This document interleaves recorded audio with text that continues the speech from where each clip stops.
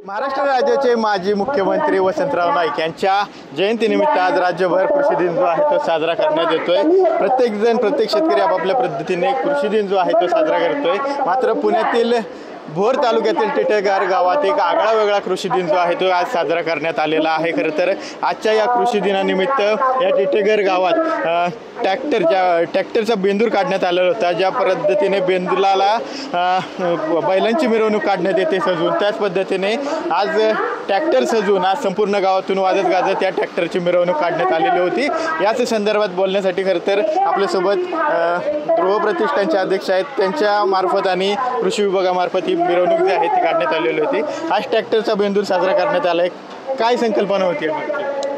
आत्तापर्यंत पारंपरिक पद्धतीने बैलांचा वापर शेतीमध्ये व्हायचा आणि त्या शेतकऱ्याशी भावनिक अटॅचमेंट असायचं त्या बैलांची, आणि त्याच्यामुळे ते बैलांचं एक ऋण किंवा त्याचं एक बद्दल असलेलं प्रेम त्या बैलाबद्दल असायचं। म्हणून त्याचं एक वार्षिक बेंदूरच्या या दिवशी त्याचा सन्मान केला जायचा, त्याला सजवलं जायचं, त्याला पुरणपोळी वगैरे तूप वगैरे खायला दिलं जायचं। परंतु आता काय, आमचं स्वतःचंच गाव टिटेघर आहे। या गावामध्ये 350-400 बैल होती, पण या बैलांच्या ऐवजी आता बैल 15 ते 20 बैल राहिलेत।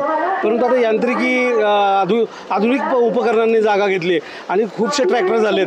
मग आता ते ट्रॅक्टरसुद्धा आज शेतीसाठी उपयुक्त होत आहेत, शेतीसाठी आज काम करत आहेत आणि उपजीविकेचे साधन काही बेरोजगार तरुणांसाठी ते होतं आहे। आणि ते तरुण त्या शेतकऱ्यांसाठी पैसे नसतील तरी ते काम करत असतात आणि त्या ट्रॅक्टरच्या रूपाने आज चांगलं एक कमी वेळात उत्पादन मिळते शेतकऱ्यांना।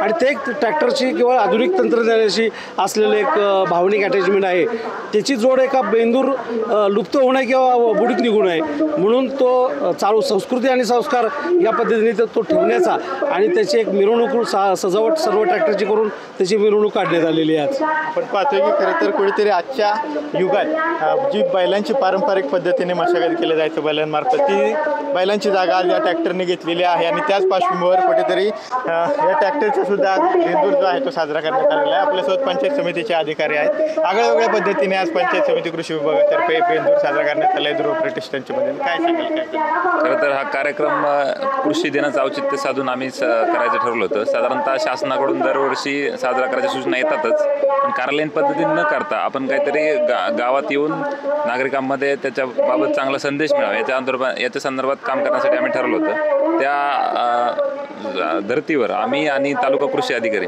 2 कार्यालयांनी असं ठरवलं की आपण टिटेघरमध्ये जिथं आपल्या ध्रुव प्रतिष्ठानचं चांगलं काम आहे त्या माध्यमातून शेती हा व्यवसाय हा सुद्धा एक खूप आत्मप्रतिष्ठेचा व्यवसाय आणि त्या बाबतीत तेवढा एक गर्वाचं वातावरण निर्माण व्हावं ह्या अर्थाने आम्ही हा कार्यक्रम घ्यायचं ठरवलं।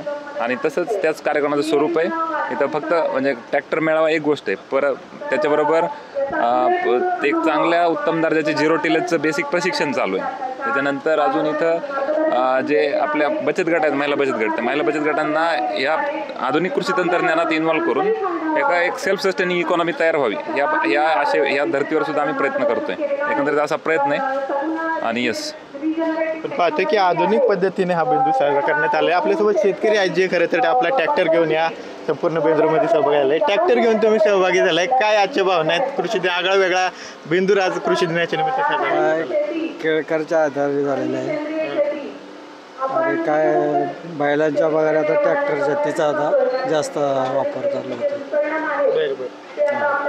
काय सांगाल आजचे कार्यक्रम कसं वाटते? आज ट्रॅक्टर सजून संपूर्ण गावात वाजत गाजत मिरवणूक काढली, छान झालेले आहे। राजू केळकर सगळं मटेरियल वगैरे दिलेलं आहे त्याचे काय, आणि कार्यक्रम तरी छान झालेला आहे। पण पाहतोय की शेतकऱ्यांनी सुद्धा आपली भावना जी आहे ती व्यक्त केलेली आहेत। खरं तर ध्रुव प्रतिष्ठानाने भोर तालुका पंचायत समिती कृषी विभागातर्फे हा आगळा वेगळा असा कार्यक्रम अतिशय उत्तमपणे पार पडलेला आपल्याला पाहायला मिळतो। कॅमेरा पर्सन अभिजित पिसेसह विनय जगताप, TV9 मराठी, भोर।